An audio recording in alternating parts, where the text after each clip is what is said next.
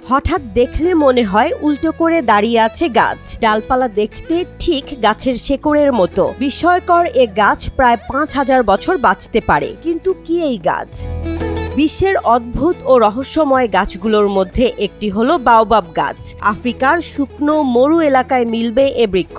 Baobab প্রকৃতির বিস্ময়। এ গাছের ডিএনএ নিয়ে বিজ্ঞানীরা দেখেছেন ২,১০,০০,০০০ বছর আগে আফ্রিকার মাদাগাস্কারে এ গাছের উৎপত্তি হয়েছিল। পরে এর বীজ সমুদ্রে ভেসে অস্ট্রেলিয়া ও আফ্রিকার বিভিন্ন অঞ্চলে ছড়িয়ে পড়ে।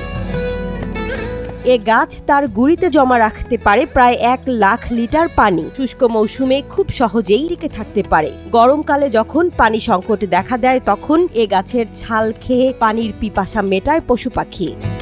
পুষ্টিকর হওয়ায় স্থানীয়দের অনেকেই এ গাছের ফল খেয়ে থাকেন। আবার ফল বিক্রি করে রোজগার করেন কেউ কেউ। বাওবাব গাছের পাতাও সেদ্ধ করে খাওয়া যায়। এ গাছের ফুল থেকে তৈরি হয় আঠা, আর ছাল থেকে রশি, মাদুর ও ঝুড়ি সহ আরো নানান জিনিস।